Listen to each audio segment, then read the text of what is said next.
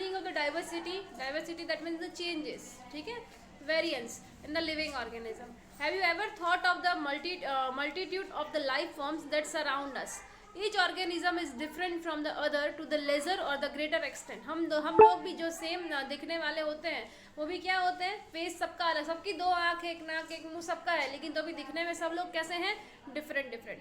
Then consider yourself and your friend. Are you both of the same height? Does your nose look exactly like your friend's nose? Is your hand span as the same as your friend's? However, if we were to compare ourselves and our friends with a monkey, what should we say? Obviously, we and our friends have a lot in the common when we compare ourselves with a monkey. है ना, मतलब अगर किसी और से compare करते हैं तो हम लोगों को लगता है हम सेम हैं, लेकिन अगर हम खाली सिर्फ ह्यूमन बींग में कंपेयर करते हैं तो हमको लगता है कि हम दोनों में डिफरेंस है. Obviously, we and our friends have a lot in common when we compare ourselves with a monkey. But suppose we were to add a cow to the comparison, we would then think that the monkey has a lot more in the common with us than with the cow. So activity लिखा हुआ है कि we have the herd of the देसी cows and the jersey cows. देसी cows मतलब कि वो red वाली आती है ना वो, और जर्सी काउस मतलब कि ब्लैक और वाइट वाली आती है ना, that is the Jersey cows. Does a desi cow look like a Jersey cow? Do all the desi cow look alike? Will be able to identify the Jersey cow in the crowd of the desi cows that don't look like each other? What is the basis of our identification? तो in this activity we had to decide which characteristic were more important in forming the Dzire characteristic. Hence we are also deciding which characteristic could be ignored. ठीक है, क्या ignore कर सकते हैं, क्या दोनों में ज़्यादा सेम है. Now think of all the different forms in which life occurs on the earth. On one hand we have the microscopic bacteria of the few micrometer in the size, while on the other hand we have the blue whale and the redwood trees of the California of approximate size of the 30 meters and the 100 meter respectively. मतलब ऐसा लिखा है कि कितना variance है, छोटे से छोटे बैक्टीरिया से लेके जो बिल्कुल नहीं दिखता है उससे बड़े बड़े ट्रीज भी हैं, है ना, ऐसा सब कुछ बहुत सारा कंपैरिजन है. Some pine trees lives for the thousands of the year. Pine trees लाखों और हजारों सालों तक होते हैं. While insects like mosquito die within a few days. कब है कुछ मॉस्किटो तो ऐसे होते हैं रात को घर में घुस जाए तो सुबह को मरे हुए मिलते हैं. मतलब कि हम नहीं मारते हैं बट सनलाइट से वो बहुत सारे माइक्रो ऑर्गेनिज्म क्या हो जाते हैं, मर जाते हैं. Life also ranges from the colourless और the even transparent worms to the brightly colour birds and the flowers. ठीक है, एक इंसेक्ट से लेके बर्ड्स फ्लावर्स तक बहुत सारा वेरिएंस है. The bewildering variety of the life around us has evolved on the earth over the millions of years. Bewildering मतलब जो वाइल्डर नहीं है, ठीक है. And however we do not have more than a tiny fraction of this time to try and understand all this living organism.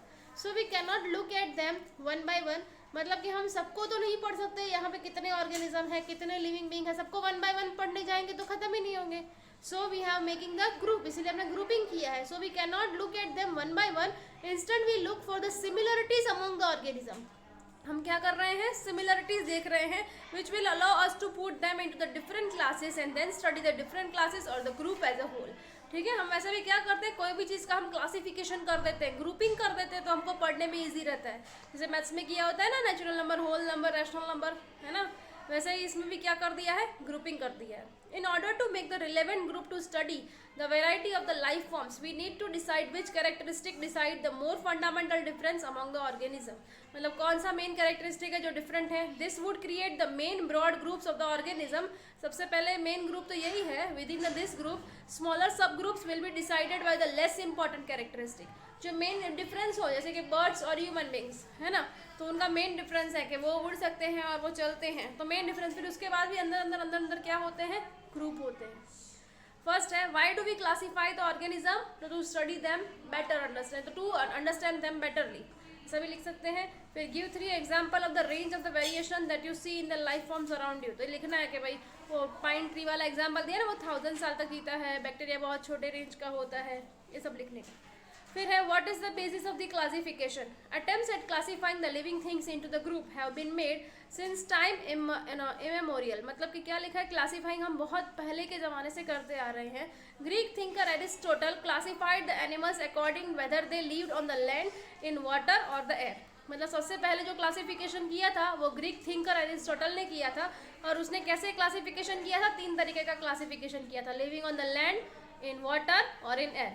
This is a very simple way of looking at the life, but misleading too. For example, animals that live in the sea include the corals, whales, octopus, starfish and the shark. We can immediately say that these are the very different from of each other in the numerous way. मतलब रहते भले सब पानी में ही है, लेकिन सब एक दूसरे से बहुत अलग अलग है, ठीक है। So in fact habitat is only the point this share in the common, खाली वो हैबिटेट शेयर कर रहे हैं, है ना। This is not the appropriate way of making the groups of organism to study and think about, मतलब उससे हम उसका वेरिएशन तो नहीं जान पाएंगे, खाली उसका हैबिटेट क्या है वो पता कर पाएंगे। We therefore need to decide which characteristic to be used as the basis for making the broadest division, ठीक है। तो और ब्रॉडेस्ट डिवीजन हमको चाहिए, तो then we will have to pick the next set of characteristic for making the सब groups within set of characteristic for making the subgroup within this division. This process of classification within the each group can then continue using the new characteristic each time. मतलब हम group कब नया बनाते हैं, जब उसमें नया कुछ वेरिएंट आता हो, तभी हम नया ग्रुप बनाएंगे। Before we go on, we need to think about what is meant by characteristic when we are trying to classify a diverse group of organism. मतलब पहले characteristic होता क्या है वो समझना पड़ेगा। अगर हम ग्रुप बना रहे हैं तो मेन चेंज क्या है, वही बोलेंगे characteristic. We need to find the ways in which some of them are similar enough to be thought of together. These ways in fact are the details of the appearance or the behavior, in other words forms and the functions. मतलब क्या लिखा है कि we need to find the ways in which some of them are similar enough to thought of the together, मतलब हमने उसको साथ में क्यों रखा है, तो उसका भी एक रीज़न होना चाहिए, है ना, कि क्या क्या दोनों में सेम है। फिर this way in fact are the details of the appearance, या तो फिर सेम दिखता होगा या बिहेवियर सेम होगा, या तो फिर वर्ड्स में या फॉर्म्स में या उसके काम में, फंक्शन में। What we mean by the characteristic is the particular feature और द पर्टिकुलर फंक्शन, मतलब उसका क्या मेन फीचर है, क्या फंक्शन है, उसी को ही बोलते हैं characteristic. That most of us have 5 fingers on each hand is thus a characteristic. That we can run but the banyan tree cannot is also a characteristic. Now to understand how some characteristics are decided as being more fundamental than others, let us consider how a stone wall is built. The stones used will have a different shape and the size. The stones at the top of the wall would not influence the choice of the stones that come below them. उसमें तो ऐसा नहीं होता है ना कि दीवार में तो भाई जो भी नीचे रखेंगे सेम टू सेम स्टोन्स ऊपर रखेंगे, ऐसा नहीं है कि उसका कुछ अलग कैरेक्टरिस्टिक है इसीलिए ऊपर रखा है। On the other hand, the shapes and the size of the stones in the lowermost layer will decide the shape and the size of the next layer. ठीक है, हमको जो भी शेप बनाना हो पहले की 2 लाइन में ही फिक्स हो जाता है कि कैसे आगे शेप बनेगा। The stones in the lowermost layers are alike the characteristic that decide the broadest division among the living organism. They are independent of any other characteristic in their efforts on the form and the function of the organism. The characteristic in the next level will be dependent on the previous one and would decide the variety in the next level. ठीक है, मतलब क्या करेंगे, जो पीछे वाली जो characteristic है अगर उसमें उसके आगे में और कोई नई कैरेक्टरिस्टिक आ सकती है, उसके आगे वाला लेवल क्या हो सकता है, चेंज भी हो सकता है। In this way we can build up the whole hierarchy of mutually related characteristic to be used for classification. हम जैसे बोलते हैं ना कि भाई अगर हम बायो के नज़र से देखें तो ऐसा बोलते हैं कि भाई जो यंग वंस होते हैं वो मदर फादर से रिसेंबल करते हैं, लेकिन उसके खुद के भी कुछ नए कैरेक्टरिस्टिक होते हैं, है ना। फिर है nowadays we look at the many interrelated characteristics starting from the nature of the cell in order to classify all living organism. What are some concrete example of such characteristic used for the hierarchical classification? मतलब कोई कुछ example बताओ जिससे characteristic पता चले और classification start हो। तो सबसे पहला क्लासिफिकेशन दिया है eukaryotic and the prokaryotic cell. सबसे बेसिक स्टैंडर्ड पे ही चले गए हम, क्योंकि सबसे छोटा क्या होता है, सेल। तो सबसे पहले सेल का ही डिवीजन कर ले, है ना। तो यूकैरियोटिक किसको बोलते हैं, हमने ये वाला एग्जाम लर्न किया है ना, यूकैरियोटिक प्रोकैरियोटिक का difference. Eukaryotic cell has the membrane bound organelles, मतलब उसके आजू बाजू वॉल नहीं होती है कि खाली मेम्ब्रेन ही होता है, मतलब हम बोल सकते हैं कि एक लेयर ही होता है। उसके अंदर क्या होता है, including a nucleus which allow the cellular processes to be carried out efficiently in isolation from each other. Therefore organisms which do not have the clearly demarcated nucleus and other organelles would need to have their biochemical pathways organized in the very different ways. मतलब जिसमें अगर nucleus ही नहीं है उसका अलग changes होगा। This would have an effect on every aspect of the cell design. Further, nucleated cell would have the capacity to participate in making the multicellular organism because they can take up the specialized function. मतलब एक cell में ऐसी ताकत है कि वो उसे पूरा लिविंग बीइंग बना सकता है, ठीक है। तो therefore nucleus can be basic characteristic of the classification, इसीलिए न्यूक्लियस को मेन कैरेक्टरिस्टिक लिया है, ठीक है। Do the cells occur singly और are they group together, that do they live as an individual group. तो cells that group together to form a single organism use the principle of division of labor. हमने बताया ना जो भी साथ में रहते हैं, हमने बताया cell, group of cell that is tissue, tissue मिलके ऑर्गन बनाते हैं, तो जो सेम काम करते हैं वो साथ में रहते हैं। And in such a body design, all the cells would not be identical. सारे सेम नहीं होते हैं. Instant groups of the cell will carry out the specialized function. वो सब अपना अपना specialized function करते हैं. This makes a very basic distinction in the body design of an organism. As a result, an amoeba and the worm are very different in their body design. है ना, amoeba का तो कोई shape ही fix नहीं होता, worm का तो फिर भी fix होता है. Do organisms produce their own food through the process of photosynthesis? Being able to produce the one's own food versus having to get food from the outside would make a very different body design. है ना, जो बाहर से लेंगे उनका body design अलग होगा, जो अपना फूड खुद बनाते हैं उनका बॉडी डिज़ाइन अलग होगा. एल्गी है, फिर प्लांट्स है, उन सब पे फिर माउथ की ज़रूरत नहीं होती है, अपना फूड खुद बना लेते हैं. तो फिर है of the organisms that perform the photosynthesis, what is the level of organization of the body. मतलब फोटोसिंथेसिस करते हैं तो उनका बॉडी कैसा रहता है. Of the animals, how does the individuals body develop and organize its different parts and what are the specialized organs found for the different function. हमें होता है ना, ह्यूमन बींग में अलग ऑर्गन्स होते हैं, एनिमल्स में अलग होते हैं, फिश में उसके हिसाब से अलग अलग ऑर्गन्स होते हैं. We can see that even in this few question that we have asked, a hierarchy is developing. मतलब एक hierarchy बना रहे हैं. The characters of the body design used for classification of plants will be very different from those important for classifying the animals. This is because the basic design are different. अगर basic design different हुआ तो based on the need to make their own food और acquire, मतलब अपना खुद बनाते हैं तो plants, अगर दूसरे से लेते हैं तो animals. Therefore, this design features having a skeleton, for example, वो भी किया है ना मैं, having the backbone, not having the backbones, vertebrate, invertebrates, पहले के पढ़ चुके हैं हम पहले स्टैंडर्ड में एग्जाम्पल्स. फिर है are to use to make the सब groups rather than making the broad groups. मतलब उसको अगर सेम है कि अगर भाई उनका बॉडी कंस्ट्रक्शन कोई एक कैरेक्टरिस्टिक सेम है तो फिर अगर कोई और दूसरा कैरेक्टरिस्टिक दिख रहा है तो हम उसको सब ग्रुप में डालेंगे, है ना, मेन ग्रुप में नहीं डालेंगे.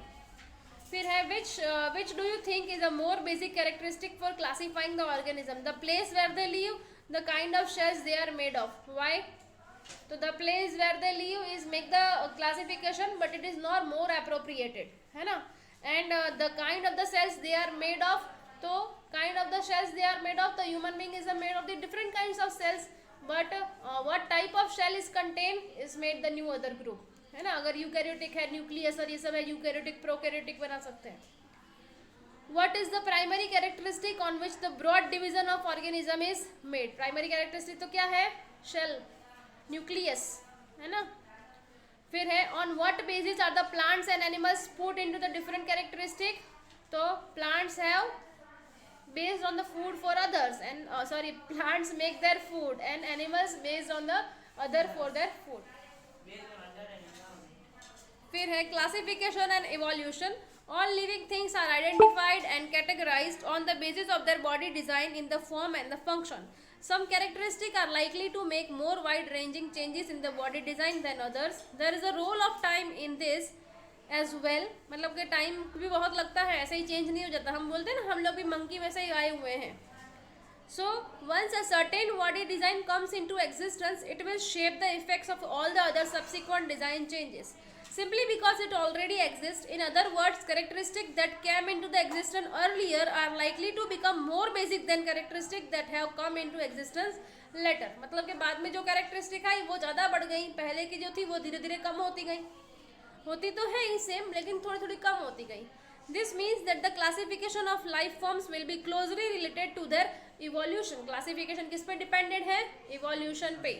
And what is evolution? अभी क्या होता है evolution? तो most life forms that we see today have arisen by an accumulation of the changes in the body design that allow the organism possessing them to survive better. मतलब अपने हम बोलते हैं ना कि अडेप्टेशन बोलते हैं, जैसे कि अपने एनवायरनमेंट में सेट होने के लिए उसका बॉडी डिज़ाइन कैसा होता है, वैसे इवोल्यूशन मतलब क्या होता है कि वो कहाँ कहाँ पे रहते हैं उसके हिसाब से उसके बॉडी में जो भी चेंजेस आ जाते हैं permanently, that is called the evolution. But वो बाय द टाइम आते हैं, डायरेक्टली नहीं आते हैं.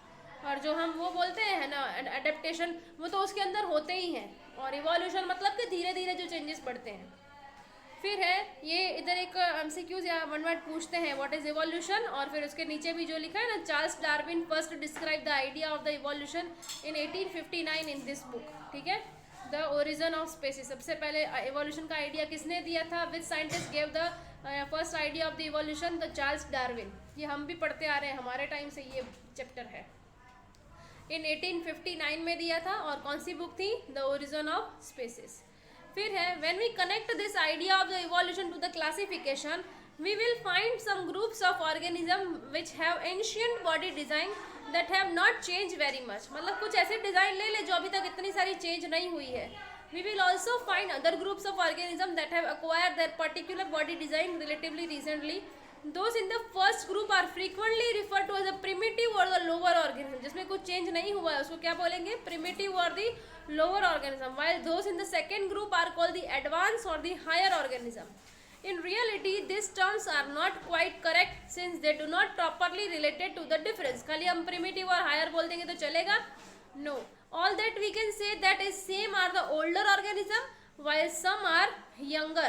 ठीक है? Since there is a possibility that complexity in the design will increase over the evolutionary time, it may not be wrong to say that older organism are the simpler while the younger organism are more complex।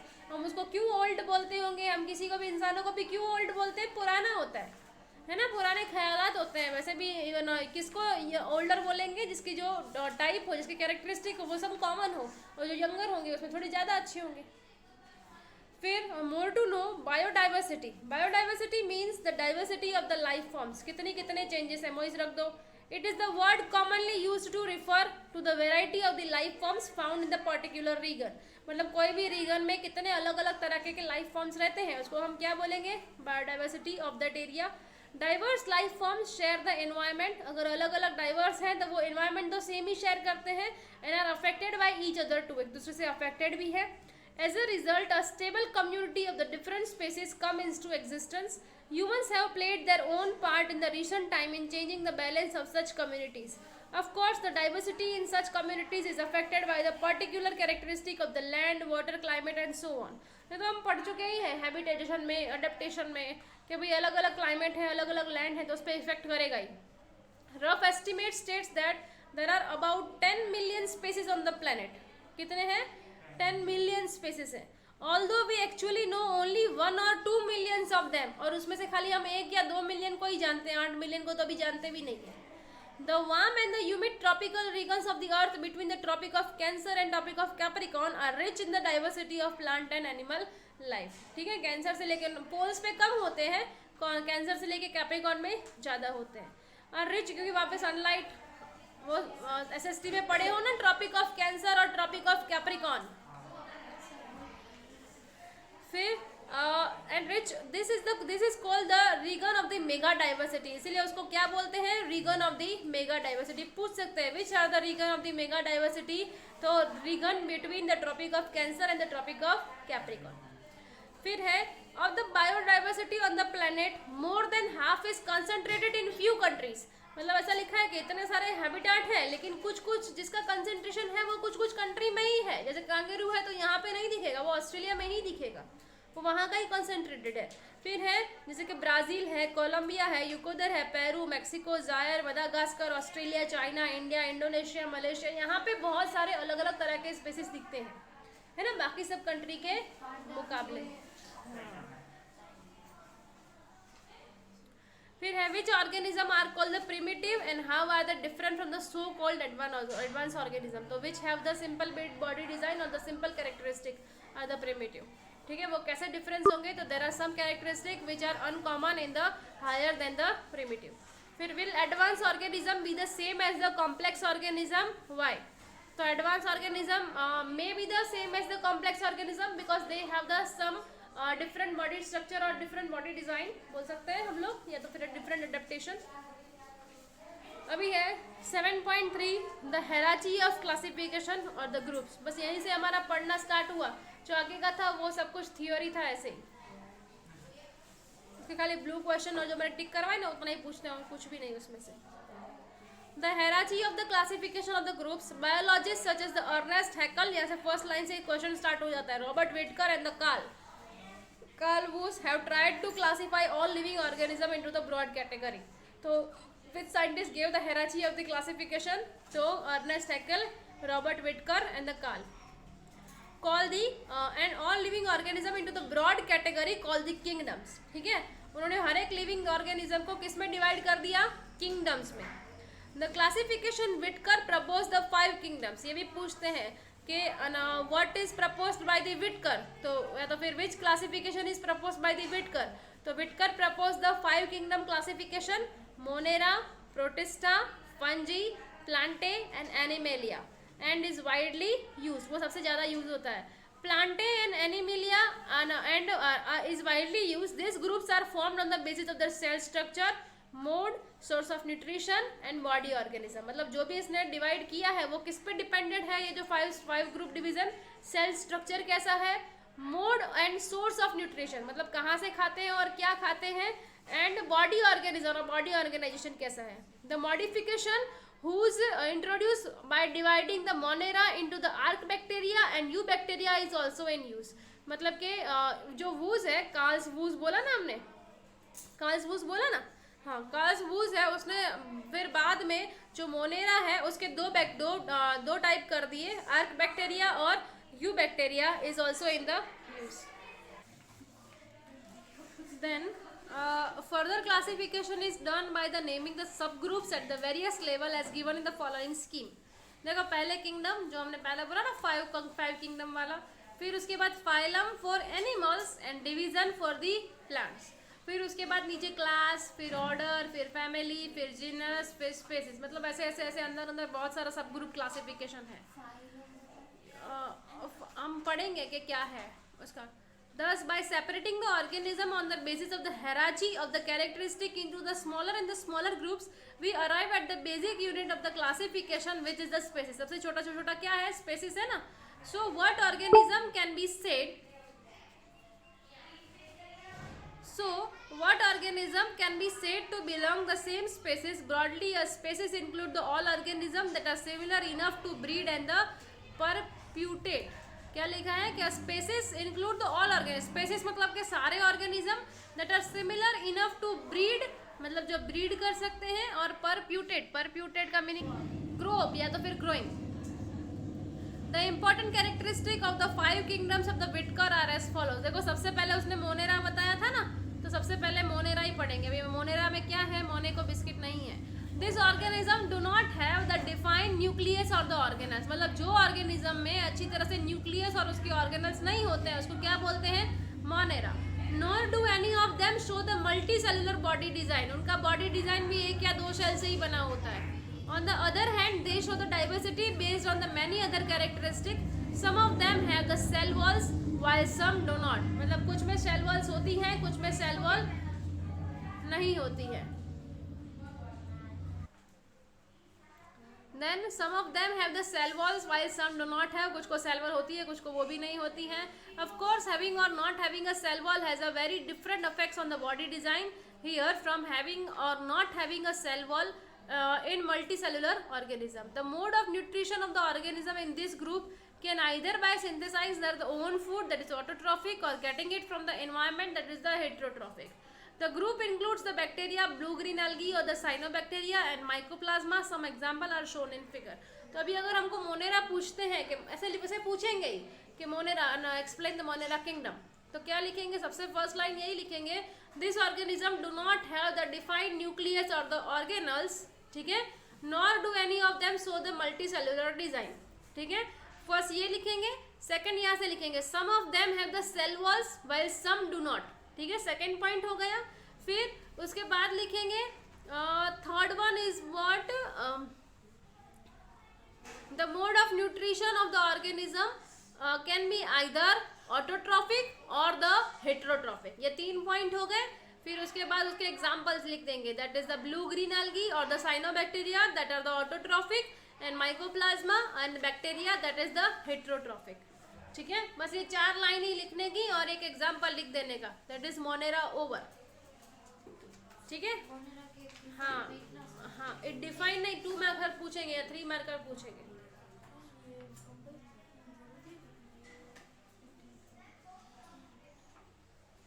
फिर उसके बाद है protista. तो this group includes the many kind of unicellular eukaryotic organism. Some of this organism use the appendages that we such as a hair like cilia ठीक है। Appendages मतलब बाहर निकला हुआ कोई पार्ट, ठीक है, उसमें क्या होते हैं, हेयर लाइक सिलिया और the whip like flagella for moving around. This mode of nutrition can be autotrophic or the heterotrophic. Example are the unicellular algae, diatoms और the protozoans. देखो प्रोटिस्टा में नीचे पहले एग्जाम्पल दी है, पैरामीशियम, अमीबा और Euglena. मतलब amoeba में से भी अमीबा से भी और प्रिमिटिव तो मोनेरा। मोनेरा के बाद क्या है, प्रोटिस्टा, ठीक है। और प्रोटिस्टा में क्या लिखेंगे, तो this are the unicellular eukaryotic organism, ठीक है। फिर they have the hair like cilia और the whip like flagella for moving around. फिर मोड ऑफ न्यूट्रिशन, सब में पहले देखो उसका सेल, फिर उसके अंदर क्या एक्स्ट्रा होता है, फिर उसका मोड ऑफ न्यूट्रिशन कैसा है ना, तीन ही है। फिर चौथा तो क्या हो जाएगा उसका एग्जाम्पल, है ना, यूनिसेलुलर आर्की, डायटम्स और प्रोटोजोन। उसके एग्जाम्पल लिखेंगे पैरामीशियम, अमीबा और यूग्लिना। देखो जो फ्लैगलम बोला है ना, वो नीचे यूग्लिना में दिखाया है, ऐसा हेयर लाइक है ना बाहर, उसको बोला है फ्लैगलम। और पैरामीशियम में जो आजू बाजू होते हैं ना जैसे हेयर लाइक, उसको बोलते हैं सीलिया। और जो यूग्लिना है वो प्रोटोजुआ है। वेस्ट लिखा है, वो बाहर निकाल रहा है, वो खड्डा है ना उधर से लिखा हुआ है। फिर है फंजी, तो this are the heterotrophic eukaryotic organism. Some of them use the decaying organism material as the food and therefore called the saprotrophs, ठीक है। फंजी क्या होते हैं, हेट्रोट्रॉफिक यूकैरियोटिक। हेट्रोट्रॉफिक मतलब कि क्या होता है, they are depend on the food for the others. Autotrophic मतलब कि अपना फूड खुद बनाते हैं, ठीक है। यूकैरियोटिक है मतलब कि सिंगल सेल वाले हैं। Some of them use the decaying organism material, मतलब वो सड़ा हुआ ही खाते हैं एज द फूड, इसीलिए जो सड़ा हुआ खाता है उसको क्या बोलते हैं, सेप्रोट्रॉफ। सेप्रोट्रॉफ मतलब the organism depending on the dead और डिकेइंग मटेरियल, उसको क्या बोलते हैं, saprotroph. Others require a living protoplasm of the host organism for food. They are called the parasites, ठीक है। जिसको कोई और दूसरे होस्ट के अंदर ही जाना होता है उसको क्या बोलते हैं, parasites. Many of them have the capacity to become the multicellular organism at certain stages in their lives. They have the cell wall made up of the tough complex sugar called the chitin. ये भी पूछते हैं हर बार सवाल कि the tough complex cell walls of the fungi that is made up of the chitin. Examples fungi के कौन से हैं, यीस्ट, मोल्ड्स एंड मशरूम्स, ठीक है। जो मशरूम्स पिज्जा में खाते हो ना वो, that is a one type of fungi. Some fungi species live in the permanent mutually dependent relationship with the blue green algae or the cyanobacteria. ये पढ़े हो ना तुम लोग, सिम्बायोसिस, 6th में या 7th में आता है सिम्बायोसिस, के अगर रिलेशन में रहते हैं साथ में एक दूसरे को बेनिफिट करते हैं तो उसको सिम्बायोसिस बोलते हैं। सच लिखा भी है देखो, such relation are called the symbiotic. This symbiotic life forms are called the lichens, ठीक है, उसको क्या बोलते हैं, लिचेंस या lichens. We have all seen the lichens as they grow, as they slow growing large colored patches on the bark of the trees. मतलब के ऊपर क्या होते हैं, क्या relationship with the blue green algae and the क्या लिखा है, fungi infection. Blue green algae तो हमको शी में दिखता है, उसके ऊपर क्या होता है, फंगस होता है, ठीक है। और वैसे बार्क के ट्री के बार्क के भी ऊपर ऐसा दिखता है ना हमको, algae जैसा दिखता है ना, ग्रीन। फिर है plantae, this are the multicellular eukaryotes. Plantae से तो हम सब लोग वाकिफ हैं, उसमें सेल वॉल भी होते हैं। They are the autotrophs, use the chlorophyll for the photosynthesis. The all plants include in this groups. Since plants and animals are the most visible forms of the diversity of the life around us, we will look at the subgroups in the category letter 7.4, ठीक है। मतलब Plantae के और सब groups हैं। Plants बोलो तो सारे प्लांट्स, लेकिन प्लांट्स में भी कितनी सारी वैरायटी है, पढ़ा है ना हमने, हर्ब, शर्ब, ट्रीज, जैसे हम 7.4 में नेक्स्ट सेशन में पढ़ेंगे। अभी लास्ट सेक्शन है, that is the animalia. This includes the all organisms which are multicellular eukaryotes without cell wall. They are the heterotrophs. Again we will look at, उनके भी बहुत सारे सब ग्रुप्स हैं। एनिमल मतलब के सारे ह्यूमन बींग्स, एनिमल सब आ गए उसके अंदर। अभी देखो हमने पढ़ा, जो क्लासिफिकेशन पढ़ा उसका देखो एक चार्ट दिया है 5 किंगडम क्लासिफिकेशन का, ये भी पूछते हैं 3 मार्कर में ड्रॉ करने का। देखो वही बाद में सोचना। ऑर्गेनिजम्स हैं, उसका सबसे पहले हमने डिवीजन किया प्रोकैरियोटिक और यूकैरियोटिक। प्रोकैरियोटिक में यूनिसेलुलर, उसमें बोला मोनेरा। यूकैरियोटिक में 2 बोले हमने, यूनिसेलुलर और मल्टीसेलुलर। यूनिसेलुलर में था प्रोटिस्टा, मल्टीसेलुलर में विद सेल वॉल और without cell wall. Without cell wall में एनिमेलिया और विद सेल वॉल में फंजी और प्लांटे, है ना। और fungi do not perform the photosynthesis और Plantae able to perform the photosynthesis.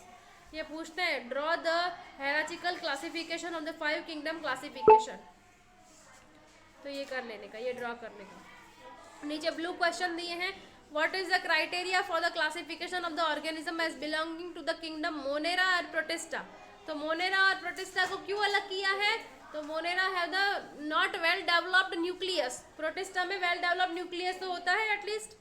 फिर in which kingdom will you place an organism which is a single cell, eukaryotic और photosynthetic, किस में पुट करोगे, यूकैरियोटिक सिंगल सेल है, eukaryotic है और photosynthetic, हाँ तीनों में से किस में पुट करोगे, यूकैरियोटिक। अगर सिंगल सेल होगा तो यूकैरियोटिक में आएगा कि फोटोसिंथेटिक में, तो यूकैरियोटिक में आएगा। In the hierarchy of the classification, which grouping will have the smallest number of organism with the maximum common characteristic and which will have the largest number of organism? तो Animalia और plant में सबसे ज़्यादा होंगे और सबसे कम किस में होंगे, मोनेरा, है ना। Over for today.